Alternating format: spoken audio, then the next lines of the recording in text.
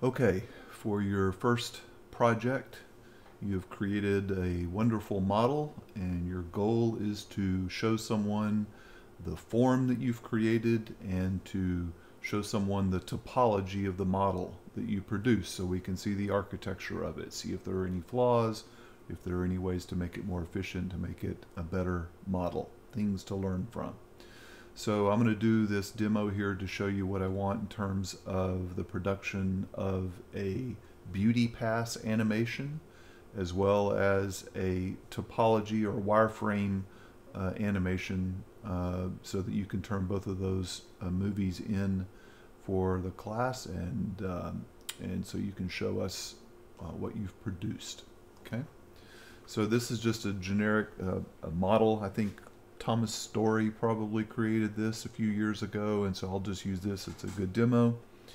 What we have here is a piece of geometry that has a generic Lambert shader on it.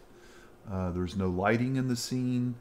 There's no rendering engine that's set up for it. It's just a basic model that's sitting here that we need to do something with now that we're finished with it.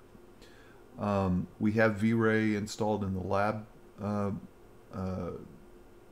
machines, and presumably at this point everyone has V-Ray installed on their machines at home. And so I'll show you, this will work for V-Ray. It would work if you wanted to use Arnold. You would just have the logo embedded on your animation, or you could do it with Maya's default rendering, the Maya renderer, if you wanted to. But I'll show you how to do it with V-Ray, just simply because that's what we have available to us, and that should basically, the goal there is to streamline the process and make it easy. At this point, you don't know about a lot of things that you'll be learning over the course of the semester, so we'll do some just kind of default lighting and get it going that way. All right, so first thing we need to do here is we need to take our model and rotate it somewhere in front of us on our camera, in front of our camera, so that we get a rotation. We can see all the sides of the model. So the easiest way to do that is if you come up here and you put this in animation mode, the window, you'll see that what we have now is the graph editor will show up at the bottom. We'll also have a nice little timeline that shows up at the bottom that has a number of places for keyframes. Okay, so these are the frames of your animation, and at this point we don't have any keyframes or anything. We just have a generic timeline. Now let's say that we want to, our base frame rate is 24 frames per second, and we want our model to rotate nice and slowly, say over the course of 10 seconds in front of us. Our animation is going to be 10 seconds, so we'll need 240 frames. So I'm going to come down to the timeline at the bottom here, and I'm going to go 240 and set the overall length of our animation to 240 seconds. This gray bar that shows up down here in the bottom is just a range slider, kind of like something you might see in After Effects or other animation tools. And right now it's set from 1 to 120. I'm going to drag the right hand side, the full length of our animation, and now you'll see that we have an animation timeline from 1 to 240 frames. Alright, I'm going to go back to our very first frame, frame 1, and I'm going to, what I'm concerned about, what I want to do is rotate this model 360 degrees, and we'll just leave the camera static. Okay, so what I want to do is open my channel box, and I can do that by clicking on this little icon right here, which will toggle between my attribute editor and my channel box. And what I'm interested in is the rotation in the Y orientation of my model. So if I hit my W key while this is selected, you'll see that my gizmo pops up and Y is up, and I want to, let's say I'll start out at this position as the beginning point of my animation. It really doesn't matter. I'm on frame 1 down here. And so I'm going to right click inside. I'm going to select the value inside here, and I'm going to right click, and I'm going to say key selected. Okay, that'll place a keyframe on rotate Y at that position. Then I'm going to move my mouse all the way to the end of my timeline, and I'm going to change this number to 359 degrees, almost all the way around. Right click and say key selected. So now when I move my mouse through the timeline, you'll see this thing will rotate all the way through and stop just short of 360 degrees, and then it'll pick up at the previous frame on frame 1. So that way we can have a completely looping time frame with no problems. No little hiccups at the transition point. Rotate all the way around. But notice what's happening here. The animation it changes speed throughout the duration of the animation. There is what's called easing in and easing out of the animation. And we can see that, stop it here, in our graph editor. So I'm going to slow it up. I'm going to put my mouse in the middle of the graph editor. I'm going to hit the F key to frame all of the keyframes, and you'll see that the speed over the length of this animation starts out slow, speeds up, and then it slows down again, and that's why this animation rotates the way that it does. And since we want to show a continuously looping animation, what we'd like to do is change this into a different, get rid of the easing on it. So what I'm going to do is I'm going to drag select both of these keyframes, and I'm going to come up here to my tangents. The tangents describe the relationship before and after the keyframe itself, and I'm going to change that to linear.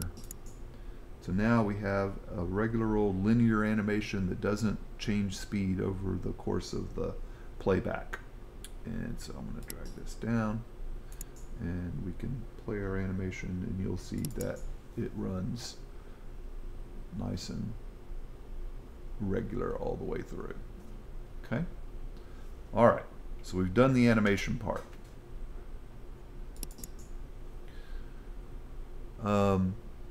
Next thing we want to do, now that we know that we have an animation that we like, the next thing we might want to do is compose the image of our scene so that what we see is properly highlights the geometry, the form of our model that we've created. Secondarily, we probably want to anticipate that we want to have some shadowing and give this a little bit of a something to set on. If we were to render this model right now, we are in Maya software renderer, you'd see that we would get something like this, right? Not too good. We also need to think about what is the size of our animation, and I tell you what size I would like for you to turn in the project description. So the size of the animation is an HD 1080 HD animation. So I'm going to come up here to my Windows menu up here at the top. I'm in animation right now, the animation mode, and I'm going to go rendering editors, render settings. And under render settings, I need to set up what my resolution is, how my image is going to, what format my image is going to be output in, all those kinds of parameters that tell it how to render the animation. And I also want to set what my rendering engine is going to be. So like I told you, you could use Maya software, you could use Arnold, but in our case we're using V-Ray. So I'll change it to V-Ray. That makes a few changes here. I can set the file name if I want it to be named something different than the scene file is named. So right now you can see it's called Scarab Demo Ping, and I could always change that if I wanted to. I'm going to leave it for now. The next thing that I want to do is, in ping format is fine for this first exercise. Later on we'll learn how to use EXR files and some other types of formats for this, but ping is fine for now. Twirl down the animation tab, make sure you turn on animation, just say standard. And the first thing I always recommend is check this box, render animation only in batch mode. If you do not, when you try to render a still frame, it'll try to render all of the frames of your animation, and the machine will slow down and bog down, and you only want it to render the animation when you tell it to, which means when you activate the batch renderer. Okay, so just check that. We need to set the length of our animation, and 240 frames is what we decided on. The frame padding can be set to some number that makes sense. 3 would work here since we're only going up to 240 frames. All right. Let's see. We're going to render our perspective camera. Later on, I'll show you how you can create multiple cameras, and then you can select the camera that you want. And our resolution, as I said, we want HD 1080. Okay. So that's going to be a 1920 by 1080, 1.778 device aspect ratio image. And for now, that should be fine. All right. There's one thing that we're going to have to change here later, but I want to show it to you explicitly what happens when we don't, before and after we make that change. So, all right. So now we know what our aspect ratio is and what our image is going to look like. What we don't know is how this image is composed in our frame, because in our viewport here, this is simply the viewport ratio that we've set in our modeling program. It has nothing to do with the output image that we're going to render out. So we need to know what is, in order to compose our shot, we need to know what that aspect ratio is in that framing. So the best way to do that is to come up to your view menu, pull down to camera settings, and then right here you have 3 options: no gate, film gate, and resolution gate. And what we want to do is turn on the resolution gate. And what that does is it puts this kind of a gray box around it, and this is, as it says up here at the very top, this is a 1920 by 1080 image. That number comes from our render settings. When we told it to render in HD, 1080 HD, then it set that as the resolution of our image. All images with those settings are going to be output in that pixel ratio. Okay.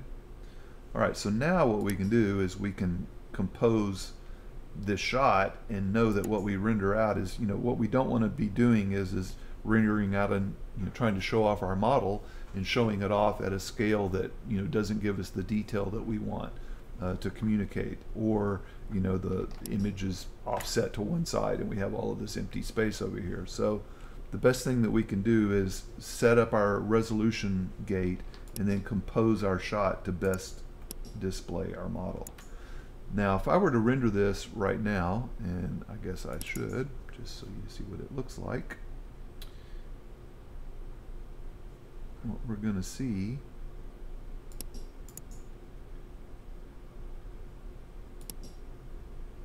is something like that. All right.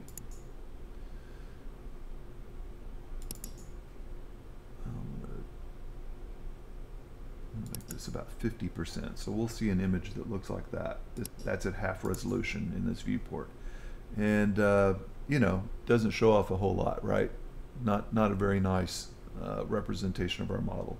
We'd like to have something to set it on so that we can get shadows, so that we get a little bit of 3D, a 3D sense of the space and the form of the model.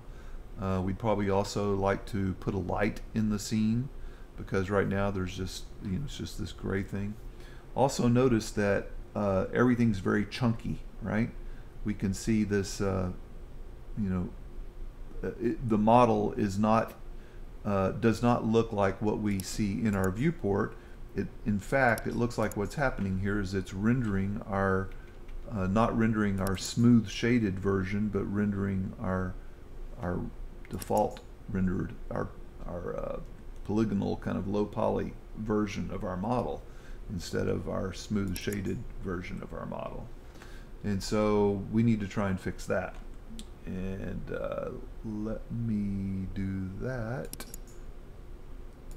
Here's our frame buffer. You can see that we're seeing that low poly version.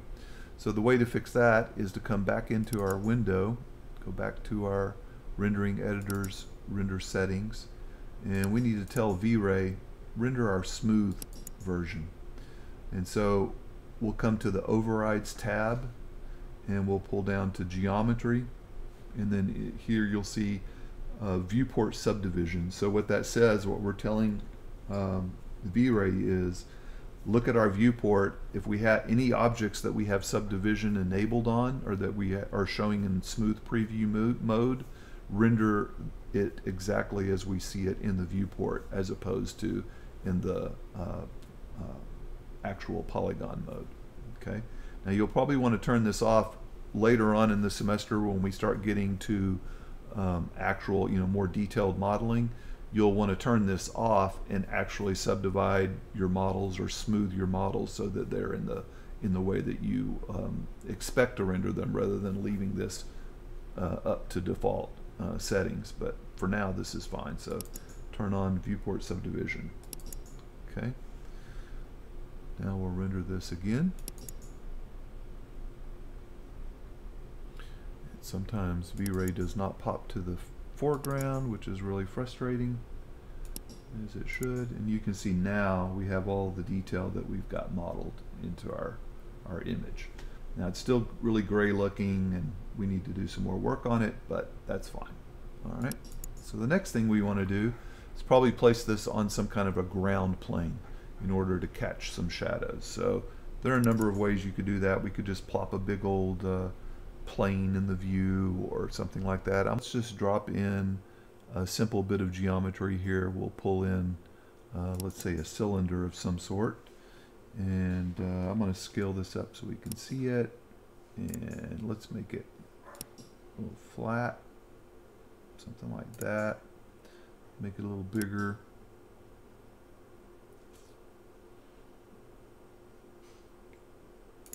Something like that should probably work.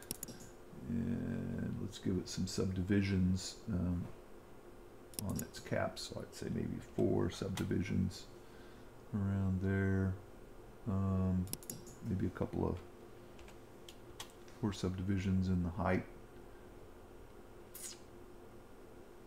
And yeah, what is it saying here? What is that? What's that going to do for us? Yeah, something like that probably is pretty good. Let's turn on our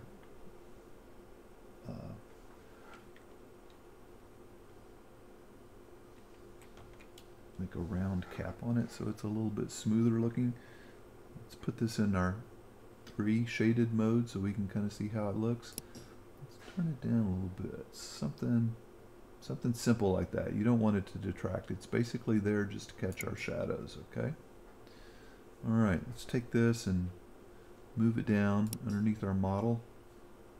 I'm going to turn this grid off. We don't need our grid anymore. Turn that off.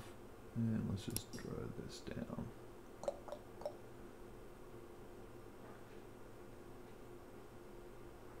Something like that. It's probably good enough, huh?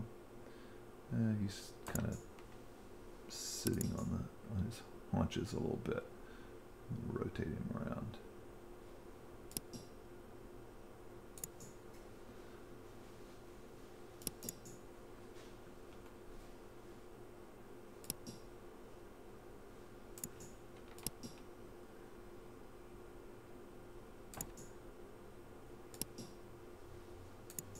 Something like that. It's probably good enough. All right.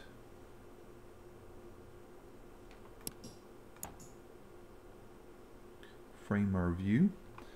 Let's check it in our animation here to make sure that he doesn't go out of view. Looks like it stays in the view that way, pretty much. Fills the frame nicely. Command S, since Maya likes to crash a lot these days. And let's pull it back. And all right. Next thing we'll probably want to do is we need to drop some sort of a light into our scene so that we can have a little bit better rendering quality than what we're seeing with the just default shader over there. I'm going to give this a name. Always good practice to name your objects. Okay. And then since we have V-Ray enabled now, we can come to our V-Ray tab, and normally we would position lights. We'll do that later in the semester. I'll show you how to position lights and compose a scene using actual lights themselves. But V-Ray has a really nice sun and sky system, physically based system that we can just drop in here to get some good starting lighting in our scene. So we'll click on the menu here. It says V-Ray Sun, create a V-Ray sunlight. I'll drop that in. And then sky as well is right next to it. So we'll create a sky and a sun, and it'll create a node over here in our outliner. And you'll see that there is a sun transformation and a series of objects that get created underneath here. You can see in your attribute editor sun, and all that system is set up. Now, what's going to happen is if you try to render this right now, you're going to be disappointed. It's going to be blown out. It's going to look like this. And you're going to say, oh, why did I do that? Or what did I do? I broke something. And you didn't break anything. What's happened here is that the sun and sky system is a physical simulation, and you've got to tell V-Ray which camera you want to use with the sun and sky system. Well, in this case, we want to use our perspective camera. Notice that that's the camera that we're using down here is our perspective camera. And so that's typically hidden by default in the outliner, but you can still select it up here at the very top. And then come over to your attribute editor. If your attribute editor is not showing, just hit Control A, and it will show up for you. And or you can click this little third button from the top here, show hide the attribute editor. And what we need to do is associate a V-Ray attribute with that camera to tell it is a physically based camera. So we come to the shape node of the camera itself. This is the very first tab, is what would be called the transform node, which has all the transformation attributes of the object that is selected in the outliner, in this case the camera. And then the shape node has all the parameters that you might want to adjust in order to tune this thing to do what you want it to do. So what we need to do is add attributes to it. So we'll click on the Attributes tab, pull down to V-Ray, and then check Physically Based Camera. All right, so physical camera, we're tagging it now as a physical camera using the attributes in the attribute editor. And just to check, it's always a good idea to check. If you scroll down to the bottom of the attribute editor, you'll see a new tab at the bottom that says Extra V-Ray Attributes. Open that up and make sure that it is checked. Treat as V-Ray physical camera. Sometimes it's not. Typically it is, it is, but sometimes it's not. You want to check that. And notice that you can make a lot of different changes about your camera here. The film gate, whether it's a still or a motion camera, and different types of things. Okay, so we're fine for right now. We'll just leave it. We don't need to worry about any of that stuff. Okay. Now when we render this scene, V-Ray, voila, much better, right? Much better image. And look at the qualities of that image. It's much better. It shows us what we could do.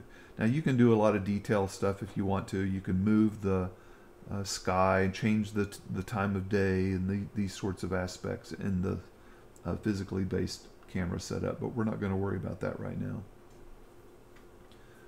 One thing that would be nice to do, I think, is probably to position the sun a little bit so that our No, that's probably good. I'm going to leave it like that for now. I'm trying to make this simple for you. If you wanted to, you could position the sun so that the shadow is cast. This is almost like noon, right? You can see that your shadow is straight up and down, or is directly below your object. If you wanted to give it a little longer shadow, you could do that by moving the camera if you wanted to, but I don't think we need to right here. You could grab that handle and move it, and what you're doing there is positioning where your sun is in the scene. That would give you a little bit more of a shadow in this case. Okay, and I'm going to hit my Command S since I have to save as often as possible. What do we need to do next? That's probably good. I think now we are ready to render. Let us frame our image the way that we want it to look.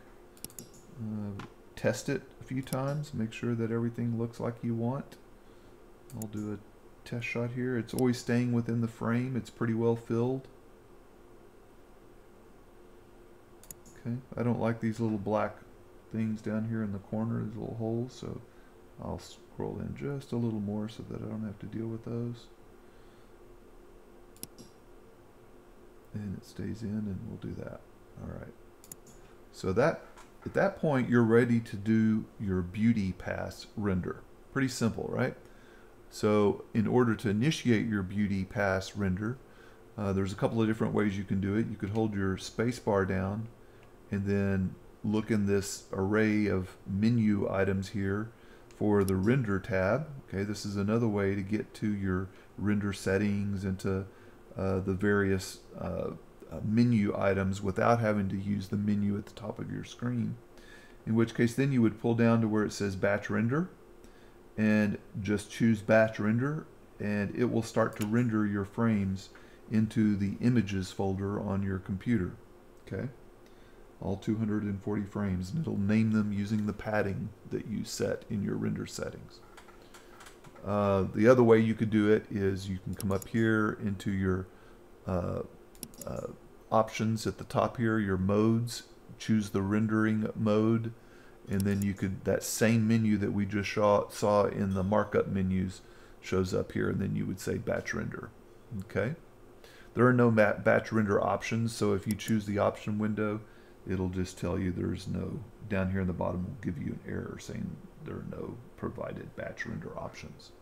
Okay, so just choose batch render, and actually I'll just do that now so that you can see what happens. Batch render, and you'll go, uh-oh, nothing is happening. In reality, it's rendering to your images folder in your project, and if you click down here in the bottom right of your screen and pop up the screen editor, you can monitor the rendering as it takes place, and you can see it'll start, once it starts rendering, it'll give you some feedback down here.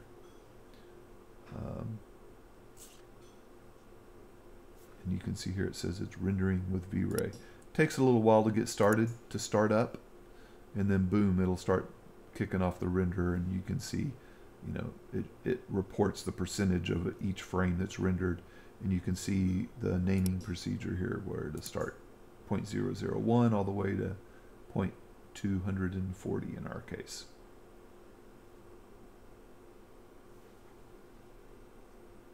Okay, now I'm going to close that, and I'm going to cancel the batch render because I don't need to render that right now. So I can go cancel batch render. Do you wish to cancel the current render job? Yes. Okay. And so you can see this. Let me pop up a window for you. I think I told you this in class, but I'll tell it to you again. If you come into Maya, hold down the Apple key or Command key and then pull down, it'll give you this nice little navigator to get to the individual subfolders of your project. I'm going to pull down to my Scarab project, which pops up my Scarab project directory, and those images that were being rendered will be rendered into this directory. Okay, and we'll fill them up, and then you can take those images and composite them into an animation using QuickTime or Nuke or Premiere or After Effects or whatever your tool of choice is. Okay. Now, so that takes care of the beauty render. That's what's called the beauty render. The next one is the topology or the wireframe view. A couple of different ways. The way I showed you in class is probably the easiest way, and that's to render out what's called a Playblast animation. And in a Playblast animation, you can select your geometry. What a Playblast animation is it records the view port that you have selected at the time that you initiate the Playblast. And so the animation will actually play within the viewport, and then it'll screen capture it to a movie file or a series of stills, however you configure it. So let me show you how to do that. That's probably the easiest way. So here's my model, and if I right click down in my timeline down here, you'll see that I have this at the very bottom conveniently is Playblast ... and the little square here, if I let go of my mouse over the top of that square, it'll pop up my Playblast options window, and then I can configure my Playblast. View means it's going to render the current view.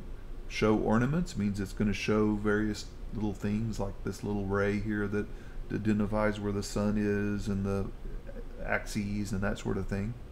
Can tell it to render off screen if I want. In this case I don't care. Multi-camera I don't care. By default on the Mac it'll be AV Foundation, and usually it's photo JPEG, that's still frames, or I mean actually that's a JPEG compressed video frames, or H.264, which is the most common these days, so that's probably what I would do.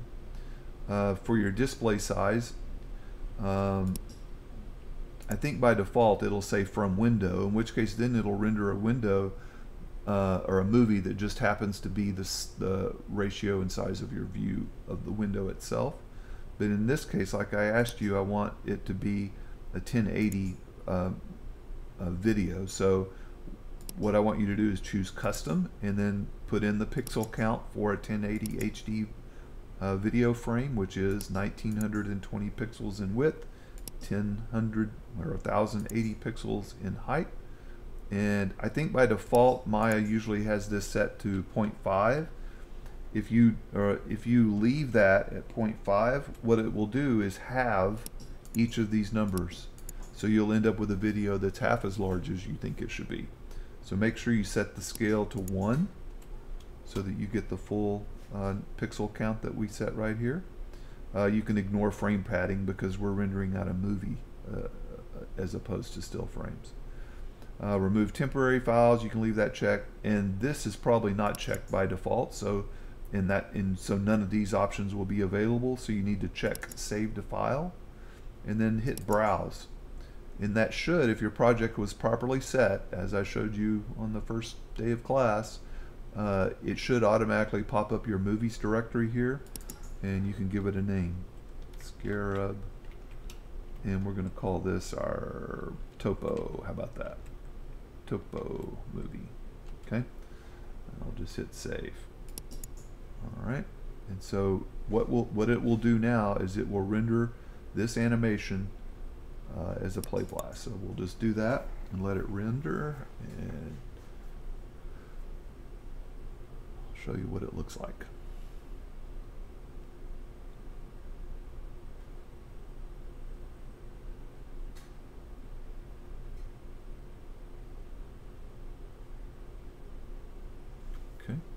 So it'll open that up in QuickTime for us, and you can see now what I have is a 1080p video animation. Right, it's there. I don't have a wireframe showing yet, and I also have a lot of wasted space on my screen with this gray area, our resolution gate, still showing. I don't need to see that, and so I would like to make some changes to my Playblast configuration and to my viewport configuration so that I make the best possible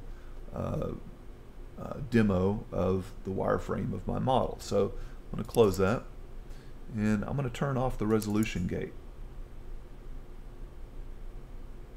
Say no gate. Alright, so now I don't have to deal with that. And I need to make sure that I can see my wireframe. Now there's a couple of ways to do that. I can, or more than a couple, there's multiple ways to do that. One way would be to select the model, in which case I get this highlighting here that shows the topology of my model. That'll work. If I render that out, if I render this movie out, it will look just like that. Okay? And so that may be one way to do it. Another way to do it is to select our model, come up here to the shading menu, and pull down and say wireframe on shaded. It's also option 5 if you want to just do the keyboard shortcut.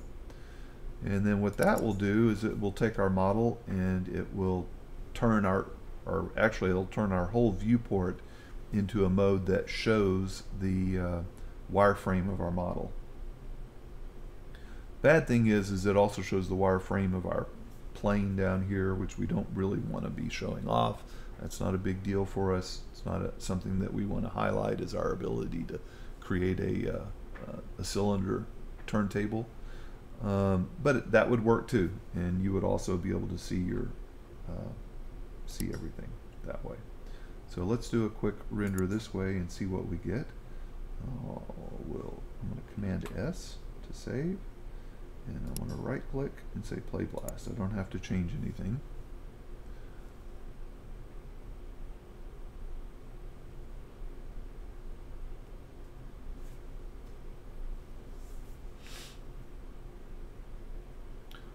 Sometimes Maya won't overwrite an existing file and give you a little error.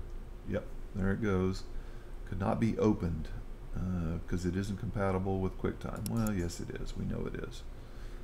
So I'm going to ignore Maya's Windows programmers who don't know how to check for an existing file. And I'm going to come to the movies directory, and I should have a new one here. See, they lied to us. Maya lied to us, and so now we have a wireframe. You can see, we can see the little gizmos. The name of the view is here. The gizmos are showing. Ornaments is what they call it. All right. And what we're going to do in our class demo is we'll put it on loop mode, and as we critique the model, we'll just let this thing loop constantly in front of us. Each of you will show your model in looping mode. Okay? Alrighty. Okay, so that's the way to do it using a Playblast movie. I want to show you one more way. Since we have V-Ray installed, we can actually selectively show the wireframe of the model itself and not have the turntable show up. So the way we'll do that is we'll close this down. I'm just going to delete it so it opens it by default next time. Next thing that we could do is we can come here, we'll turn off our wireframe on shaded, and we're going to actually create a shader. This will be your first shader in Maya, and the way we want to do that is go Windows, Rendering Editors, Hypershade. Okay, and we'll pop up our Hypershade window. And Hypershade is exactly as it sounds, where you create shaders. And you'll see, since we've installed V-Ray, that there's a new tab, or you haven't seen it before, but there is a tab now called V-Ray. And if we select the V-Ray tab, it will filter what we see in this view, and it will create a, you'll see a whole list of different types of shaders. This is your work area, okay? And you can create shaders, put things together over here. So we're going to grab this V-Ray material shader, okay? And that will create this object over here. You'll see that the attribute editor pops up over here, showing our shader. All right. And let's give this thing a name. We'll just leave it alone. We're trying to be simple here, okay? So I have a V-Ray material shader, And I also want to find my edge, what's called the edge shader. So I'm going to type in EDGE. And what that does is it filters. Notice that I have V-Ray selected, so it's only showing me V-Ray shaders. And when I type in that little box, start to type edge, it pulls down this edge, or it will filter and just show edges, okay? So I'm going to click that, and that brings the edges shader into our view, okay? All right. So this is a tool that allows us to only render the topology of our model and to render our wireframe on top of our object. And you can see the parameters that allow us to control that over here. So I'm going to select our V-Ray material, basic V-Ray material here.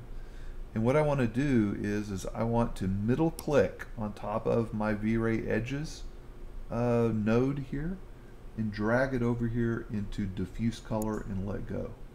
Okay. So what I've done now is you can see in the node editor here, it's made a connection between the V-Ray edges shader and the diffuse element of our V-Ray material. Okay. Now what I want to do is take my V-Ray material here and middle click, drag it and drop it on top of my model. Did it let me do that? Oh, yes it did, sorry. If you want to see your shader applied to your object and you're using V-Ray, what you'll want to do is change your render in the viewport to the V-Ray IPR renderer. What that'll do then is show you a closer approximation of what you'll actually be rendering out through V-Ray itself. And so there you can make changes as you make, it's an interactive renderer, so if you change your pixels, like how fine your pixel, how small your lines are, it'll update in real time. Okay, so if you have a whole lot of really dense geometry, you might want to turn that down. There can be a point where you turn it down too much though, and you'll start getting moire patterns, and it's hard for computers to render really small fine lines. Although it looks like 0.5 or so is a pretty nice line width to still get across the geometry without having moire. Since I took the time to compose this view, I should probably memorialize this view. In other words, I need to be able to get back to this view so that if I make any changes in the viewport here, I don't have to completely reframe my view again.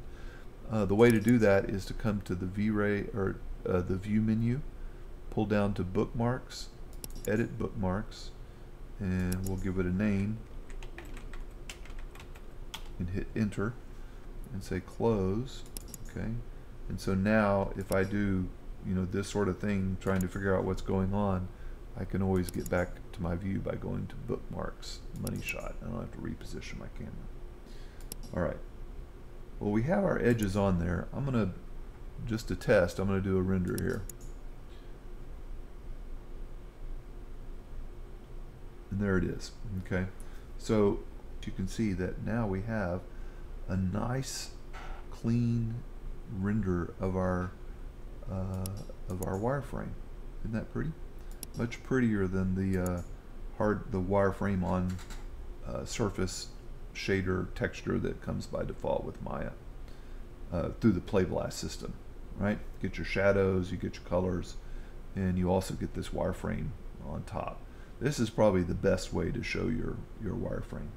If you want to, you can change the background color of your model. If you want to turn it to some other color, you can change the through this dialog here, you can change how thin the lines are.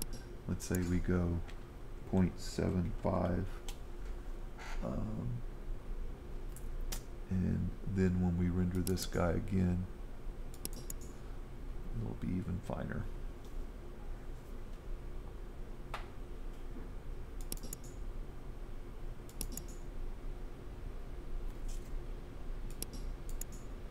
Even nicer, right? Okay, so that I would say is probably the better way to render your wireframes if you have the time.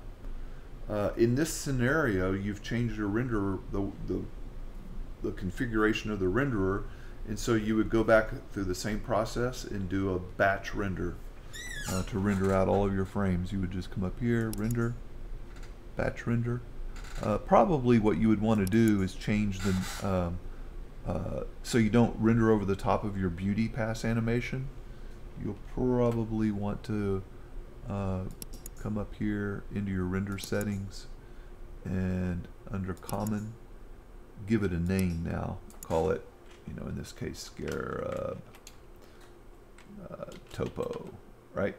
So that you don't render over the top of your beauty pass animation. Okay, hope that helps.